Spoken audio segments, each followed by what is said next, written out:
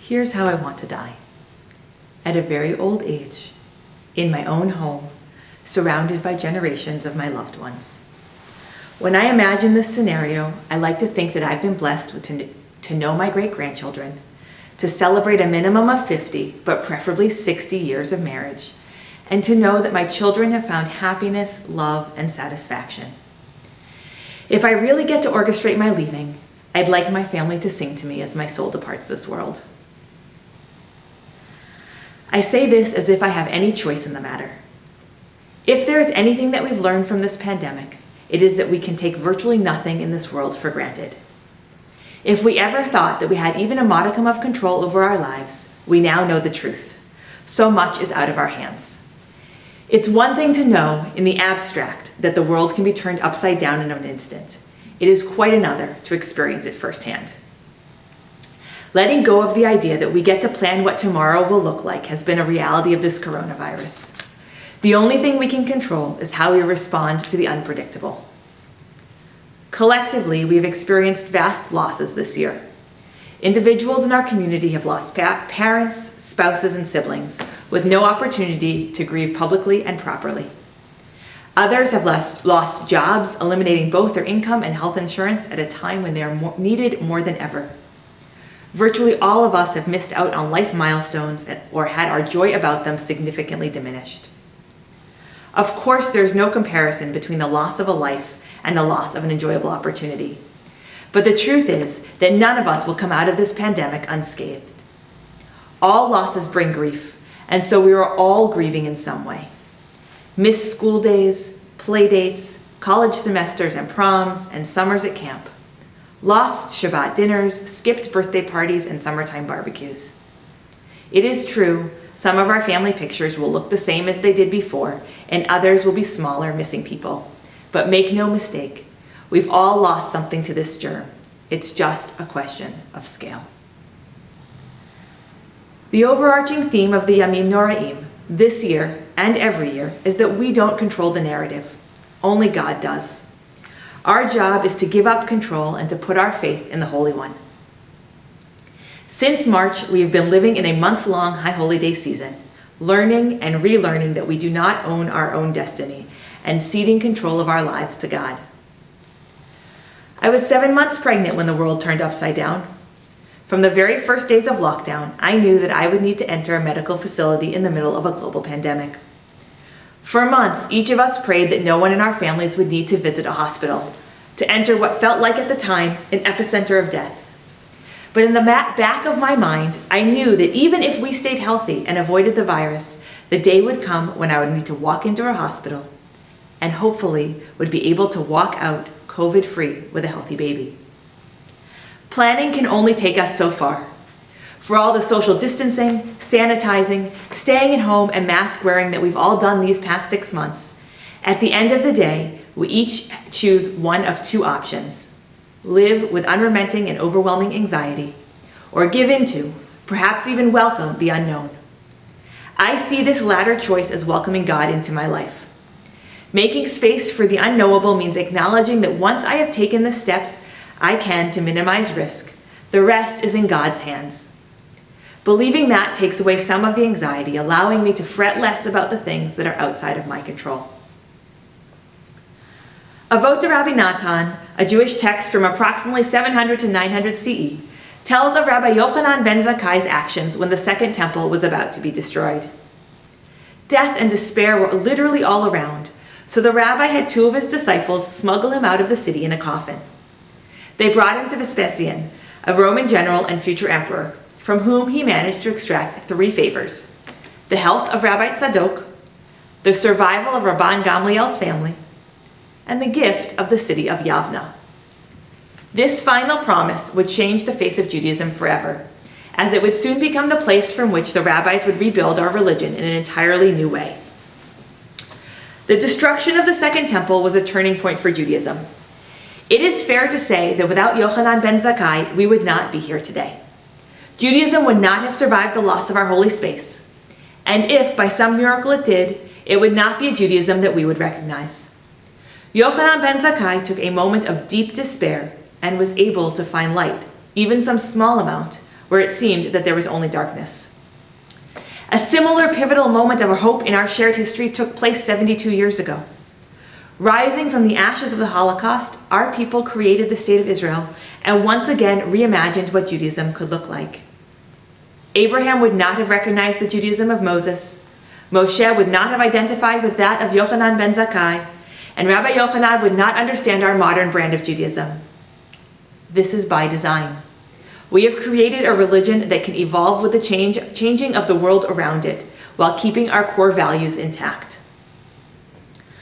Without minimizing what we are going through right now, we can still grant ourselves permission to have some perspective.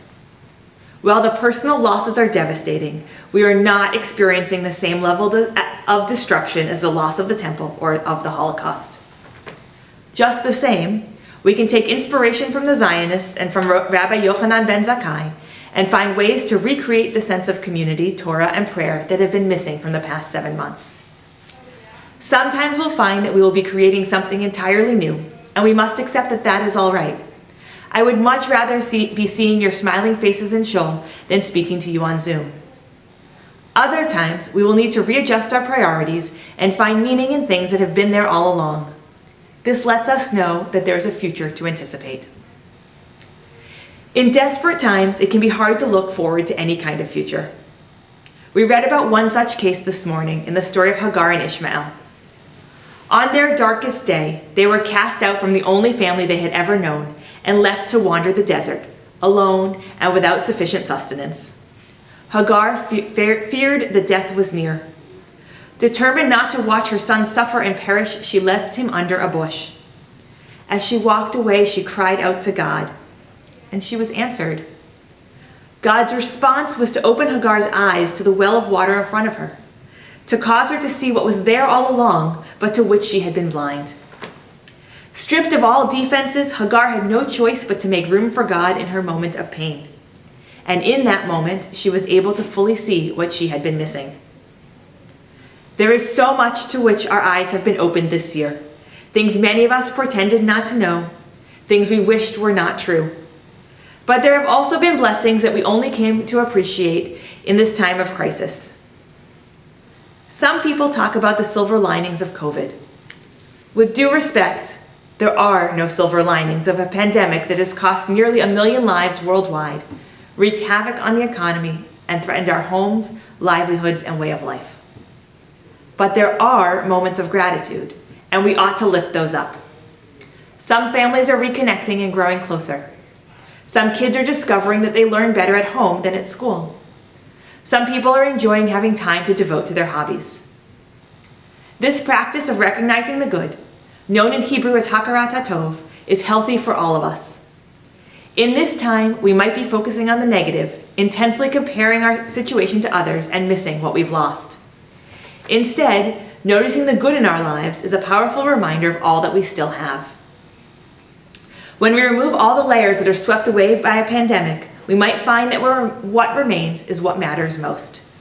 By making room for God to open our eyes, we are given the opportunity to see the very things we need, but often ignore.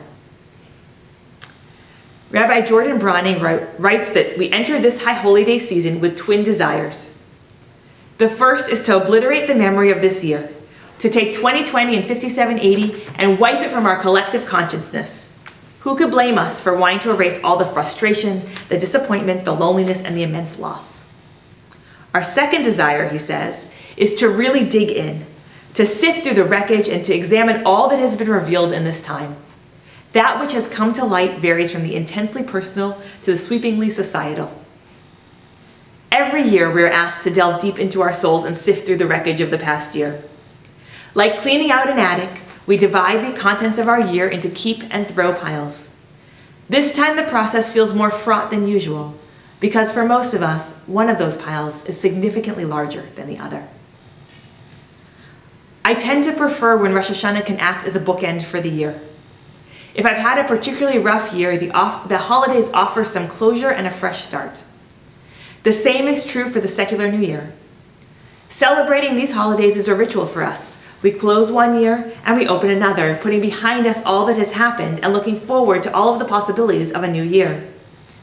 So it's notable that in most cases this isn't going to happen for us in 5781. Many of our challenges from this past year are going to follow us right into the next year. And Rosh Hashanah will feel neither like a closing of one time period nor the opening of another. But perhaps we can frame the rollover into the next year in another way, so that we enter the new year with the belief that things will get better. There's a church in Walpole that for months now has had a huge sign out front reading, "Hope is not canceled." This sign would look just as appropriate outside a shul. It is no coincidence that Israel's national anthem, the song that encapsulates our homeland, is titled Hatikva, the hope. We, on a whole, are optimistic.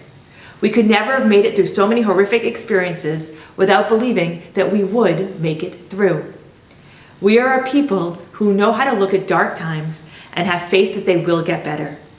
We are a people who know how to hope. And this is my wish for you, for all of us. Remember that we Jews never give up our hope. Even as we struggle with the difficulties of this new world, may we have the wisdom to experience our blessings. With whatever anxiety we feel, may we also know gratitude. I pray that this holiday brings a measure of sweetness to our lives in otherwise challenging times. And I hope that we'll get to see each other again in person, B'Shana Haba'ah, next year at Temple Israel, if not sooner. Shana Tova U'Mituka.